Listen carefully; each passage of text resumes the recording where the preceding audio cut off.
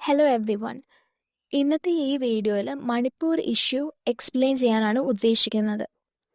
മണിപ്പൂരിൻ്റെ history നോക്കുമ്പോൾ 1891 മണിപ്പൂർ ഒരു princely state ആയിരുന്നു ബ്രിട്ടീഷ് റൂളിൻ്റെ സമയത്ത്. 1947 ട്രീറ്റി ഓഫ് അക്സഷൻ വെച്ചിട്ട് മണിപ്പൂർ ഇന്ത്യയുമായിട്ട് മേർജ് ആവുന്നത്. 1956 മണിപ്പൂർ ഒരു യൂണിയൻ ടെറിട്ടറി ആയി. അതിനുശേഷം 1972 ഒരു സ്റ്റേറ്റിൻ്റെ സ്റ്റേറ്റസ് മണിപ്പൂരിന് കിട്ടുന്നു.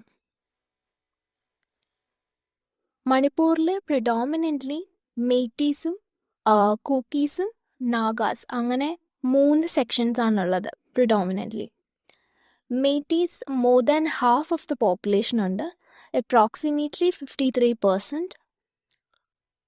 അവർ ഇംഫാൽ വാലിയിലാണ് റിസൈഡ് ചെയ്യുന്നത്. ഇംഫാൽ വാലി എന്ന് പറയുന്നത് മണിപ്പൂരിൻ്റെ 10% ഓഫ് ദ ലാൻഡ് മാസ് ആണ്. അതേപോലെ തന്നെ ഈ മെയ്റ്റീസ് നോൺ ട്രൈബൽ ആയിട്ടുള്ള കമ്മ്യൂണിറ്റിയാണ്. അവർ ഡോമിനൻ്റ് ആയിട്ടുള്ള സ്ഥലമാണിത്. കൂക്കീസ് 25% ഓഫ് ദ പോപ്പുലേഷനും നാഗാസ് 15% ഓഫ് ദ പോപ്പുലേഷനും ആണ്. ടുഗെദർ ഇവർ രണ്ടുപേരും കൂടെ 40% ഓഫ് ദ പോപ്പുലേഷനാണ് ഉള്ളത്. ഇവർ ഹിൽ ഡിസ്ട്രിക്ട് ട്രൈബ്സ് ആണ്.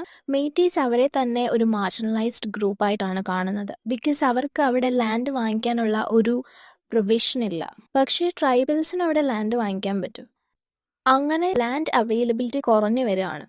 മണിപ്പൂർ ഹൈക്കോർട്ടിൻ്റെ റെക്കമെൻഡേഷൻ ഉണ്ടായി, അതായത് മെയ്റ്റീസിനും ST സ്റ്റാറ്റസ് വേണം എന്നുള്ളത്.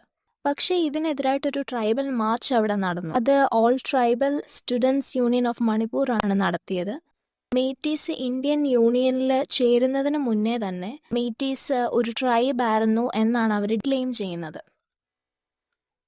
അതേപോലെ തന്നെ മേർജ് ചെയ്ത ശേഷമാണ് അവരുടെ ഐഡൻറ്റിറ്റി നഷ്ടപ്പെട്ടതെന്നും ക്ലെയിം ചെയ്യുന്നു. മെയ്റ്റീസിന് ST സ്റ്റാറ്റസ് കൊടുക്കുന്നതിന് ട്രൈബൽസ് എതിരാവാനുള്ള റീസൺസ് എന്ന് പറയുന്നത് മെയ്റ്റീസിനെ അവരൊരു ഡോമിനേറ്റിംഗ് ഗ്രൂപ്പായിട്ടാണ് കാണുന്നത്.